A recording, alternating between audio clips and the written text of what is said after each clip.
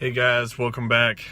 Just got off work and I have not caught a fish in I don't even know how long. I feel like it's been a month, maybe a little over. So I asked the boss if I could go fishing today after work, and she gave me permission. So we are out here at a pond I've been to a couple of times, but I'm definitely going to get the fly rod out and spinning setup out as well. And we're gonna hit a couple of ponds here this afternoon. It's right before 5 o'clock now, so I hope I can spend maybe an hour and a half out here. Hopefully I get a couple of fish. I don't want to take too long and keep Crystal and Bentley waiting, but I'm gonna get that fly rod set up. I think I'm gonna put something bigger on, not too small of a fly. I want to put something bigger on and try and get a good bass on the fly rod. And I have my 6 weight, so I'm kind of curious how it's going to go with the larger flies on there. It should handle okay as long as I'm not trying to make too far of a cast, I think. It's a little windy today. It's supposed to storm later on. You can kind of see the wind on the water a little bit, but hopefully it's not too bad. I could always I'll work with it. I'll figure out my way around it. But yeah, I'm going to start with some larger flies and then work my way down. And then I have a Texas rig set up on my spinning setup already. I'm just going to take one of those rods out, and I'm going to leave that on for a while, switch it up if I don't catch anything. But brought my other GoPro 5, so I'm gonna put that on a tripod and see if I could get another good time lapse going. And we're gonna see what we could get. I need to look up what kind of knot to tie. I have an idea of what the knot is, but I can't remember how to tie it, so I'm gonna look up a video real quick. But I'll show y'all why I tie this specific knot. I can't remember what it's called, but I'll get it set up and I'll show y'all once I have it tied on. The non-slip loop knot is a knot that belongs in every fly angler's bag of tricks. For most knots, I start with the hook in my left hand and the line in my right, but for the non-slip loop, I'm more comfortable with just the opposite, line in the left and hook or fly in the right. To tighten and seat the knot, pull in opposite directions on both the running line and the tag. This will compress the knot, but still leave an ample loop to the hook eye. Alright guys, so that's going to be a pretty big lure we're starting out with on the fly. And I tied a non-slip knot there. And that what that does is it leaves that loop there, so you don't have the knot straight down onto the lure. And you have a lot more play whenever it's in the water. It bounces around a lot easier. So that's why I wanted to start with that. And we're going to start with that big old lure and work our way down. And if we need to, I'll throw on one of these little bees. I got these just the other day, so if we make it down to those, that'll be pretty fun.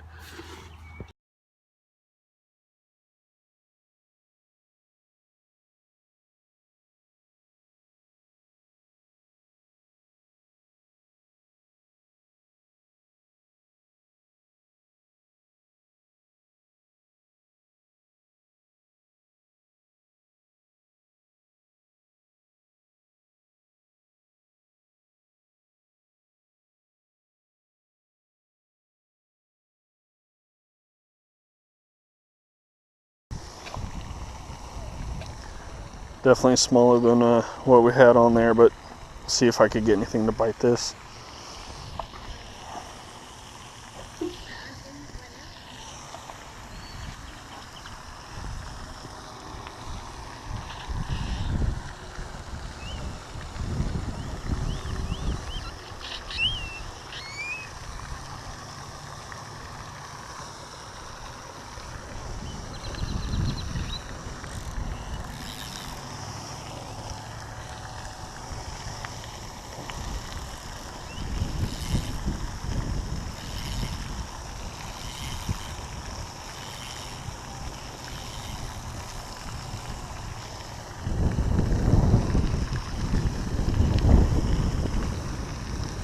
Definitely a little lighter than what I had on me.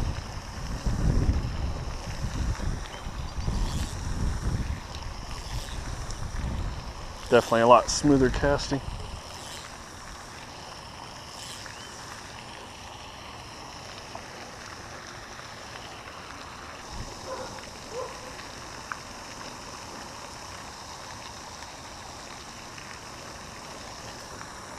There we go. Oh, did it just come off? Nope, still got it. Little bluegill. Well, that's a fish. When it wanted that grasshopper.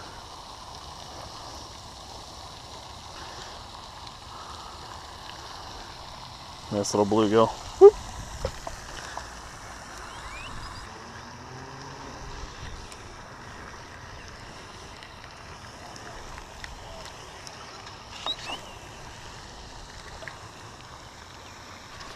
Fish.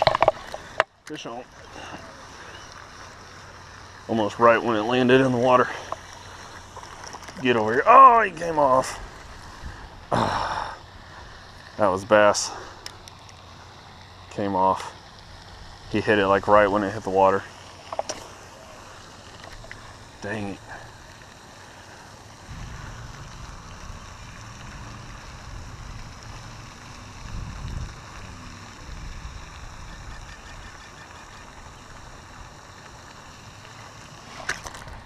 Oh, it just broke off. What the heck?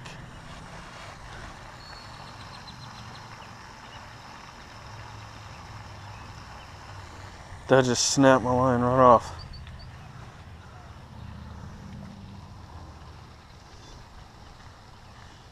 What just happened?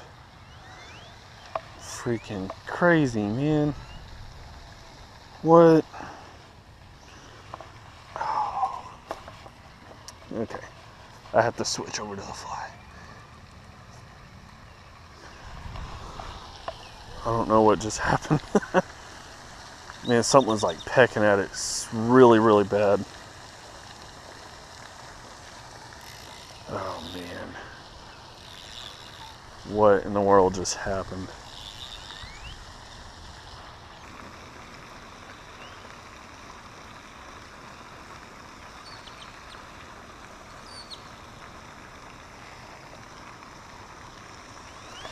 There we go. There's the bass. Stay down, stay down.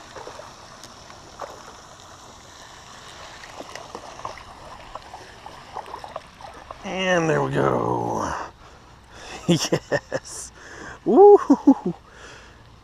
Got me a bass there.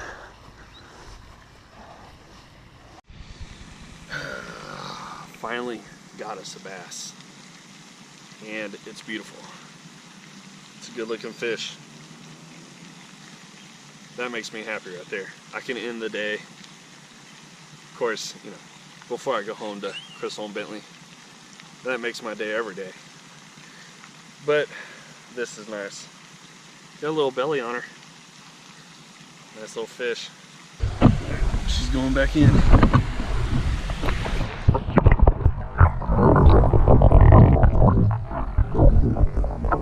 Alright, so we're getting some action here at this pond. I was going to tie something smaller onto the fly. Probably those new little bees that I got, which I actually got those off of wish.com. That app has kind of become my new favorite thing. But it's got a bunch of different flies on there. So if y'all don't have it, I'd go check it out for sure. But I'm going to test out these little bees, I think.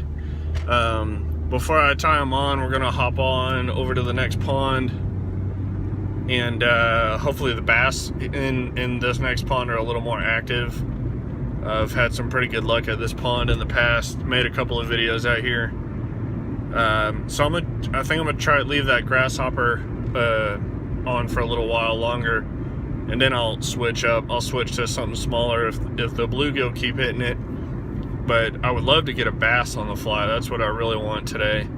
But whether it's on that or on the spinning setup, I'll be happy either way. But we'll fish for a little bit longer, and then we'll head home to Crystal and Bentley.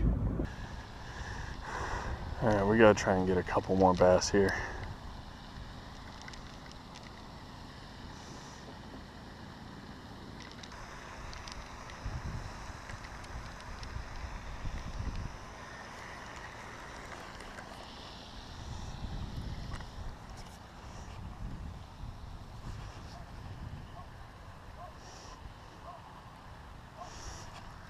This grass is killing me.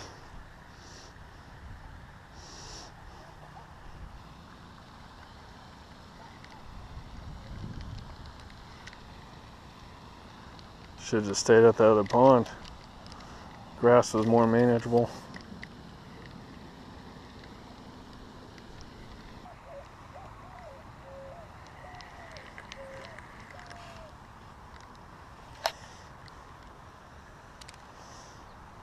So I'm thinking for the 6-weight, that little B is way too small because it seems to be not casting correctly.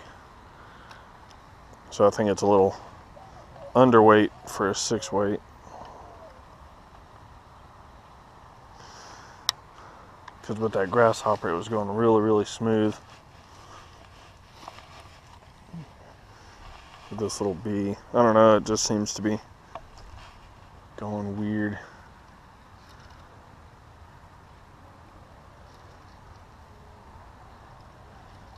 My line keeps wrapping around my pole for whatever reason.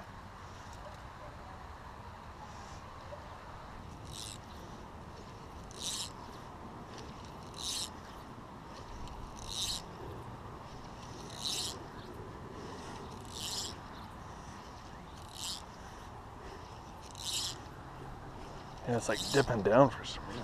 Why is it doing it?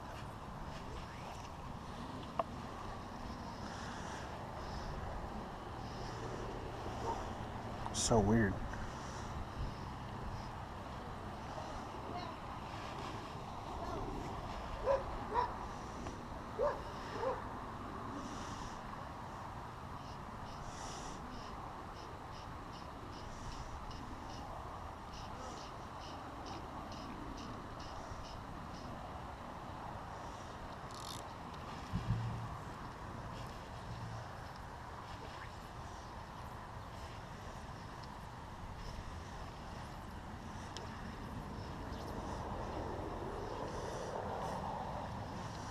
Why is it doing that? What's up with that? Line's like not staying up.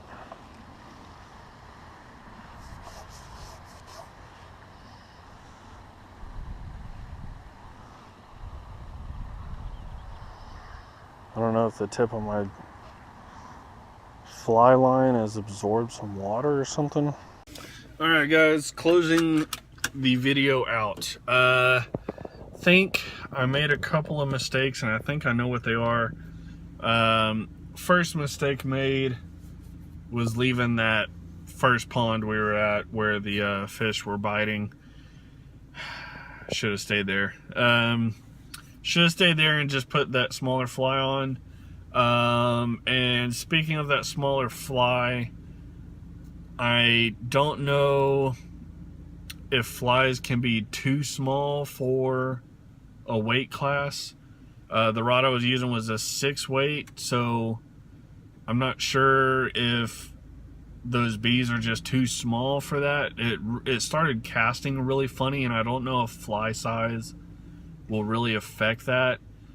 And I'm kind of, now that I'm thinking about it, I'm kind of wondering if I was using the wrong size tippet. What I had on was a 1X tippet. So y'all let me know if y'all know. I should have had a smaller tippet on for that smaller fly. Maybe I should have changed those out, the leader and the tippet. Y'all let me know. The only other thing I could think of was I do believe that fly line on the 6-weight is supposed to be floating, but the tip of the fly line started sinking below the surface. So is that normal, or could possibly the end of my fly line be soaking up water and kind of being affected that way? Because when we started out earlier, it was casting really smooth, really great, and you know, I don't know, it was casting correctly. I mean, I was getting really, really good casts out there, and then toward the end of the day, it started, I don't know, the tip of the line just started acting like it was really, really heavy and didn't want to really flow out there. It was kind of like curving under. On my back cast, it would kind of weigh down and go downward by my side instead of following the rest of the line up. And then coming back, I think it was kind of doing the same thing where it was like it was just being weighed down. So I don't know if anybody knows what's going on with that. Let me know in the comments below. But we did get a couple of fish today. We got a bass, so I was very excited about that.